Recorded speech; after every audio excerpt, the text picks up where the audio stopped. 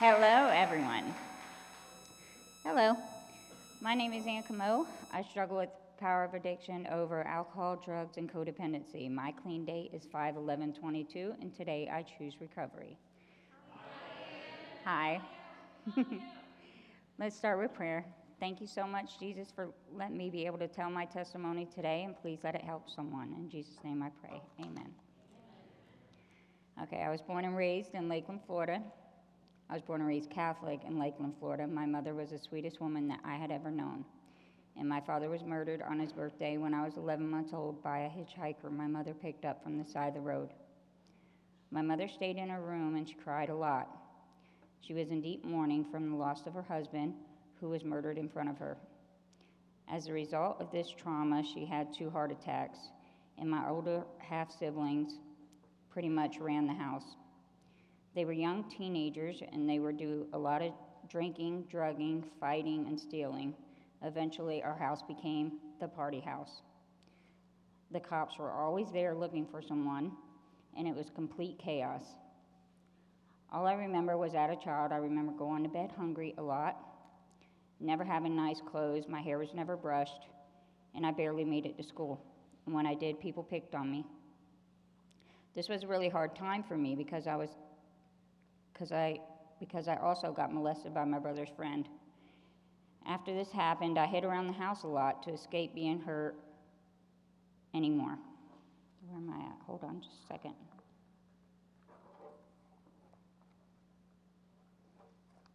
Okay. When I told my mother, she didn't really understand me, so she thought maybe I needed a friend and got me a dog named Ginger. My whole family was broken, and that resulted into a world where anybody could come into my environment and stay. My world was loud and chaotic. I felt as if nobody heard the noise or the chaos, but it had become normal to me. In the midst of chaos, my mother taught me how to call upon God no matter what, and to forgive 7 times, 77 times. Matthew 18:22. As a teenager, I longed for love and found a boyfriend at a very young age who I thought hung the moon. I got pregnant with my first child, and at prenatal care, they found cancer in my neck. I was really, really sick. When I gave birth to my son and then started chemo promptly after, I lost 3 years of my life to chemo and 10 weeks to radiation while on bed rest. Unfortunately, during this time, I found methamphetamines and alcohol, which kick-started my addiction. Even though I continued to believe in God with all my heart, my new love, however, had become that drug. I felt as if I had no childhood. I got cured of Hodgkin's disease cancer and decided that it was time for me to live a little. For years, I was on drugs, and I would lean on them whenever times would get tough or even when things were going my way. This continued on for years until I got in trouble, lost my kids, and went to jail. I soon went to rehab and began to put my life back together. 3 years passed, one day at a time, and I was clean and happy until I would use again. Instead of leaning on the Lord, I would lean on drugs and relapse. Life didn't get any better, and it never did after using. After the bliss of sobriety, many times I continued to go back to my addiction. I broke every promise I ever made to myself, to God, and to anybody else. I continued my addiction through my pregnancy. I was dishonest, started stealing things that didn't belong to me. I became homeless, I got molested, was beaten, and overall was in the darkest place I had ever been. Until today, I've been brought back to life. A vicious cycle that happened over and over again. I thought I was invincible. My last run was the worst. I had 8 years clean, and all I wanted was a clean and perfect life. I had a 5-bedroom home, 2 cars in my garage, 2 dogs and a cat, and my mom lived with me while she struggled with dementia, while my kids played out in the yard during the day, and I tucked them in at night, kissing them on the head and telling them have sweet dreams. What a beautiful life, one that I had obtained and thought that I would never let go. My last run, while clean, my sisters turned to drugs, and I was called by DCF to care for their children. I only had to trust in God with all my heart, Proverbs 3:5.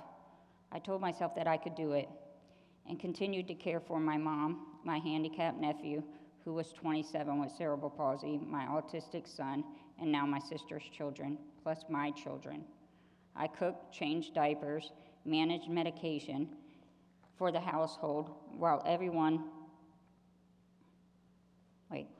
getting everyone into bed and saying their prayers to God. I managed this until one morning I woke up and felt a hard lump in my breast and found out that that was cancer. Once more, I would have to have a battle ahead of me. I was so angry with God, very angry, that after all I was giving for everyone else, this was the hand that I was dealt. So I drank and started using drugs and started back on that same path again. I was a complete mess. I had surgery which removed my breast and all my hair fell out. And I started doing chemo again. And God still cured me from cancer for the second time. But I was already using, and as you all know, 1 is too many and 1,000 is never enough. I couldn't leave the house so people would come over to visit, and eventually my house became that once chaotic, noisy home that I grew up in. Eventually, my nieces and my nephews went back to DCF, and I lost everything. I lost the house, the cars, my pet, my mother, and I ran with my son in his dad's car. Of course, I went to jail, and as I was shackled to the bed, I found out that my mother had passed away, and my youngest son was taken to foster care. I get out of jail to pick up my mother's ashes because I am power of attorney. And at this point, I am homeless, drug addicted, codependent, alcoholic who can't find her way. Every time I tried, I would end up back at the trap house, living in a tent in a homeless village, begging God to shine a light onto my path. Doing anything I could to get drugs. Finally, I had enough of myself. I finally had enough and picked up that 1,000-pound phone.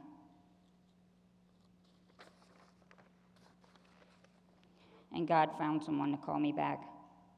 My life was so messed up, I had to surrender.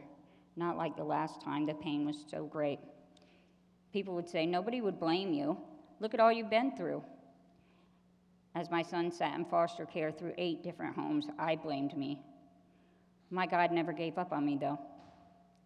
When I got to recovery, I weighed 86 pounds on 5'11", and I had 5 different drugs in my system, which of some of them I've never even heard of. My heart worked at a 25% ejection fraction, and I stand in front of you today, no clue how I didn't die. The program Ryan Healing Center opened its doors to me, and it really helped me heal. A wonderful program whose staff and people there had become family. At Ryan's Healing Center, the community of people surround you when times get tough. And when your thinking starts getting a little sketchy, they guide you in the right place. I've done classes from CODA, parenting, budgeting, and multiple Bible studies, my favorite being the Chosen Bible series. Transformation Prayer Ministry helped me hear the most. Ryan's provided me with a parenting coach who guides me to be the mother that I am today. They have also stood by me through my surgery and introduced me to my sponsor. My sponsor, I love her so much. She is such a wonderful person who really loves God and studies the Word. Working my steps with my sponsor really helped me to see the reoccurring actions and how I got to those places where I thought that using was the only way. Recognizing patterns that I make has become my new relapse prevention. Working through my amends was a big step for me. So I took a trip to Lakeland and made amends to my son's father, my older kids, and my mother who passed away. I wrote a burn letter, and that gave me a lot of healing. Last but not least, celebrate recovery. What I love about CR is that there are people there that have been with me since day one. I truly think it is great to help others who came from the same situation I came from. The music at CR helps me to get closer to God, and the lessons and the meetings I take there grow me in my sobriety. The stuff that we also do outside of CR as a group, like going to get ice cream together, or getting invited to Rochelle's house for lunch to ride the four-wheeler and go down the kiddie slide. That's something I'll never forget. I'm no longer on probation, and I have no felonies, thanks to God. I got my license, a vehicle, a job, and I watched my daughter graduate and my nephew get married. I made amends with all my kids, and me and my youngest son got baptized at the beginning of this year. 2 weeks ago today, I had my new defibrillator put into my heart.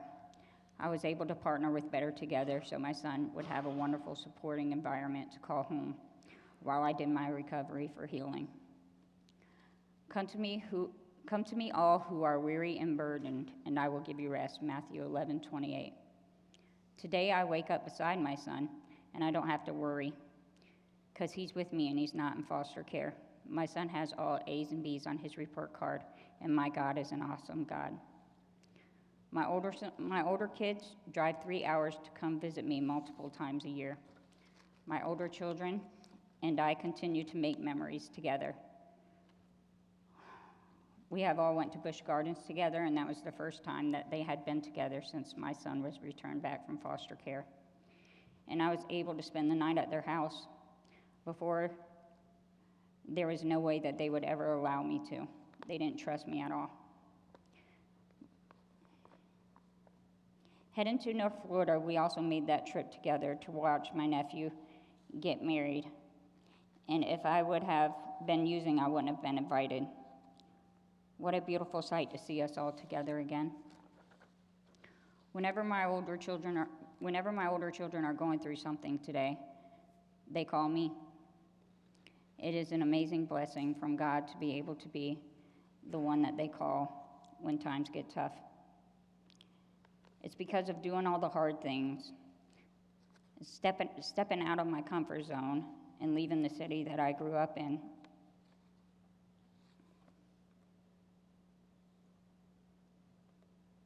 And believing in myself, knowing today that I am a hardworking, dependable person who keeps her promises today. My life's verse is Deuteronomy 31:8. Thank you, Sam. Do not be afraid or discouraged, for the Lord will personally go ahead of you. We will be with you, and he will never fail nor abandon you. If you were ever like me and thought there was no way that you were going to get through this, I am here to tell you that you can do all things through Christ who strengthens you. I want to thank everyone for coming, and I pray that my testimony helps someone heal today.